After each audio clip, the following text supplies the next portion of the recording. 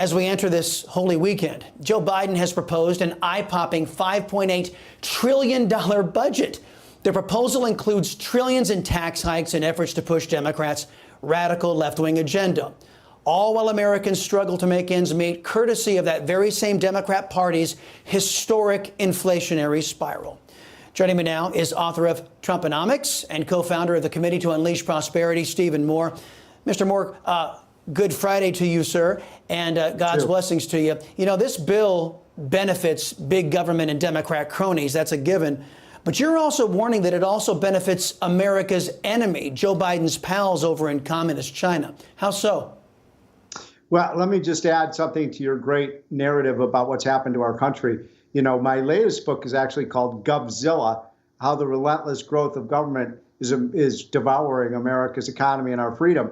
And it's right along the lines of what you were just talking about. When you talk about the rise and decline of great empires, you're exactly right in terms of tracking what happened. But another factor has been out of control government and out of control debt that has oftentimes led to the demise of great empires as well. We better watch out. When I first came to Washington in 1985, the budget was $1 trillion. Now it's $6 trillion. The national debt at that time was a little over $1 trillion. Now it's $30 trillion. Nobody seems to bat an eye. Nobody in Congress, neither the Republicans nor the Democrats, seem to want to do anything about it.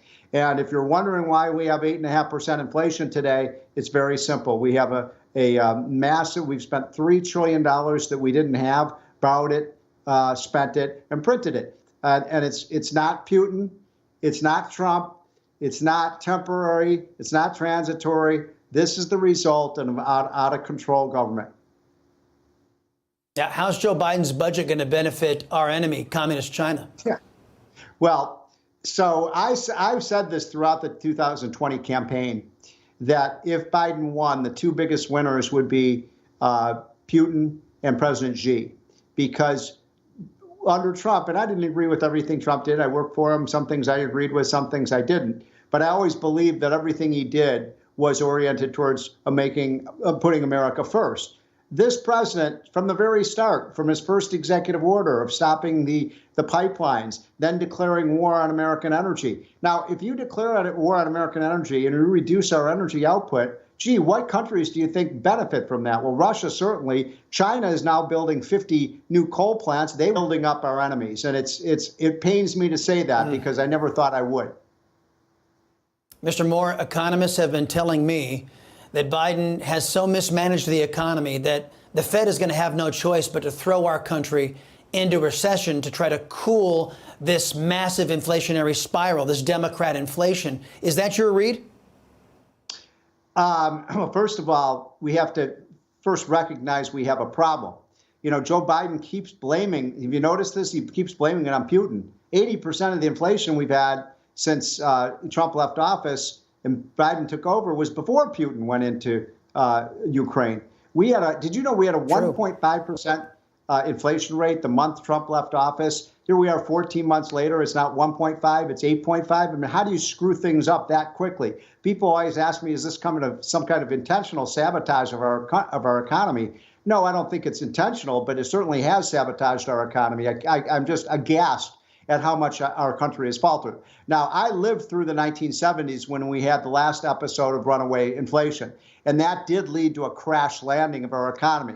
I still think there is time to skate around a recession, but the longer we wait, the more this inflation metastasizes, the more painful it will be to get it out. We should be cutting government spending across the board by about 10 or 15% right now. We should be increasing our energy supply. And yes, the Fed has to start sucking some of that money back out of the economy by raising rates.